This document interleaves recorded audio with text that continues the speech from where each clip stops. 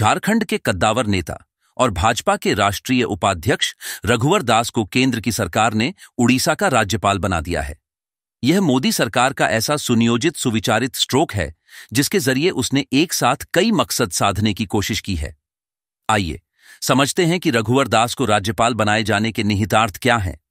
2019 के झारखंड विधानसभा चुनाव में पराजय के बाद सरकार से बेदखल होने के बावजूद रघुवर दास झारखंड भाजपा के लिए अहम फैक्टर बने हुए थे। वह लंबे समय तक भाजपा के प्रदेश अध्यक्ष, कई टर्म मंत्री और मुख्यमंत्री रहते हुए राज्य में वैश्य और ओबीसी राजनीति के अहम चेहरे के तौर पर स्थापित हो चुके थे। इसलिए झारखंड की सत्ता से बाहर होने के बाद भी पार्टी ने उन्हें संगठन में अहम जिम्मेदारी दी। उन्हें लगातार 2 बार पार्टी का राष्ट्रीय उपाध्यक्ष बनाया गया। लेकिन भाजपा का राष्ट्रीय नेतृत्व 2019 की हार के बाद यह बात भी समझ चुका था कि पार्टी को अगर झारखंड की सत्ता में लौटना है तो आदिवासी चेहरे के हाथ में नेतृत्व की कमान सौंपनी होगी। इसी सोच के तहत पार्टी ने 2019 के चुनावी नतीजों के तुरंत बाद बाबूलाल मरांडी की पार्टी झारखंड विकास मोर्चा का विलय कराया और उन्हें पार्टी विधायक दल के नेता का अहम दायित्व सौंपा। यह और बात है कि दल बदल से जुड़े कानून को ढाल बनाकर उन्हें विधानसभा के स्पीकर ने कभी इस रूप में मान्यता नहीं दी और न ही नेता प्रतिपक्ष का दर्जा दिया। हाल में बाबूलाल मरांडी को पार्टी का प्रदेश अध्यक्ष बनाया गया। प्रदेश अध्यक्ष के तौर पर मरांडी के सामने सबसे बड़ी आंतरिक चुनौती यह मानी गई कि वे पार्टी के 2 कद्दावर नेताओं रघुवर दास और अर्जुन मुंडा के गुटों के साथ संतुलन कैसे साधेंगे। लिहाजा अब पार्टी ने उनकी इस चुनौती को साधने की रणनीति के तहत रघुवर दास को झारखंड की राजनीति से दूर कर दिया है। रही बात अर्जुन मुंडा की, तो उन्हें केंद्रीय मंत्री के अपने कामकाज पर फोकस करने को कहा गया है। यानी अर्जुन मुंडा दिल्ली में रहेंगे तो दूसरी तरफ रघुवर दास ओडिशा की राजधानी भुवनेश्वर में। रघुवर दास को राज्यपाल बनाने से यह भी साफ हो गया है कि भाजपा आने वाला लोकसभा और विधानसभा चुनाव बाबूलाल मरांडी के नेतृत्व में लड़ेगी। रघुवर दास यदि झारखंड की राजनीति में बने रहते तो भाजपा के लिए ऐसा करना मुश्किल था। भाजपा के नेतृत्व ने बाबूलाल मरांडी को झारखंड में फ्री हैंड देने की रणनीति बनाई और इस मकसद को साधने के लिए रघुवर को प्रदेश की राजनीति से दूर कर दिया गया। अब बाबूलाल मरांडी न सिर्फ प्रदेश कार्य समिति अपने मुताबिक बनाने और नए चेहरों को उसमें शामिल करने के लिए स्वतंत्र हो गए हैं, बल्कि आने वाले लोकसभा और विधानसभा चुनावों में पार्टी की रणनीति तय करने के लिए भी उन्हें अर्जुन मुंडा और रघुवर दास के गुट के साथ संतुलन साधने की चुनौती से नहीं गुजरना होगा। बाबूलाल मरांडी को खुलकर खेलने का मौका मिलेगा।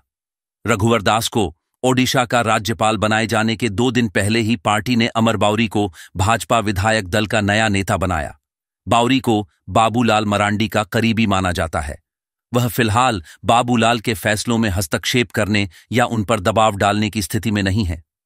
रघुवर को ओडिशा भेजने के साथ ही पार्टी ने प्रकारांतर से झारखंड में मुख्यमंत्री का चेहरा साफ कर दिया है। यह चेहरा बाबूलाल मरांडी ही होंगे। मरांडी राज्य के पहले मुख्यमंत्री रह चुके हैं, इसलिए उन्हें दोबारा सीएम फेस के तौर पर पेश करने में कोई चुनौती नहीं है। रघुवर दास को सक्रिय राजनीति से दूर करने के पीछे एक और फैक्टर है, वह है उनकी उम्र। रघुवर दास 68 साल के हो चुके हैं। उम्र का तकाजा है कि पार्टी उन्हें फ्रंट पर रखकर झारखंड में लंबे समय के लिए प्लानिंग नहीं कर सकती थी। हालांकि वह उम्र के लिहाज से अगले 5-7 सालों तक अप्रासंगिक नहीं होने वाले थे, लेकिन उन्हें साथ लेकर लंबी प्लानिंग में थोड़ी मुश्किल जरूर होती। बहरहाल पार्टी ने उन्हें उनकी वफादारी और लंबी सेवा का इनाम दिया है। ऐसे में राज्यपाल के संवैधानिक पद पर आसीन कराकर पार्टी ने उनके साथ न्याय किया है। रघुवर दास उम्र के जिस पड़ाव पर हैं, वहां राज्यपाल की जिम्मेवारी संभालने के लिए सर्वथा उपयुक्त हैं। राज्यपाल के रूप में उन्हें वो रुतबा, सम्मान और शोहरत सब कुछ मिलेगा जिसके वो हकदार हैं। रघुवर दास राज्यपाल बनकर सियासत में जिस मुकाम तक पहुंचे हैं, उसे बेहतर समझने के लिए उनके अतीत पर गौर करना जरूरी है। उन्हें वर्ष 2014 में झारखंड का पहला गैर आदिवासी मुख्यमंत्री बनाकर भाजपा ने एक अभिनव प्रयोग किया था। यह प्रयोग 5 साल तक बखूबी चला। इस दौरान अपने कार्यों से रघुवर दास न सिर्फ प्रधानमंत्री नरेंद्र मोदी बल्कि गृह मंत्री अमित शाह के भी करीबी हो गए। लेकिन सीएम के तौर पर रघुवर ने ऐसे कई काम किए जिससे पार्टी की छवि आदिवासी विरोधी पार्टी के रूप में बनी। इसका नतीजा 2019 के विधानसभा चुनावों में भुगतना पड़ा। पार्टी 37 सीटों से 25 सीटों पर सिमट गई। पार्टी में गुटबाजी बढ़ी और रघुवर और सरयू राय के बीच तकरार के कारण पार्टी को न सिर्फ जमशेदपुर पूर्वी सीट गंवानी पड़ी, बल्कि सरयू राय जैसे नेता भाजपा से अलग हो गए। चर्चा है कि भाजपा जमशेदपुर पूर्वी से विधायक सरयू राय की पार्टी में घर वापसी कराना चाहती है। रघुवर दास जब तक झारखंड की राजनीति में सक्रिय रहते, ऐसा होना मुश्किल था। सरयू राय भाजपा के पुराने खिलाड़ी रहे हैं।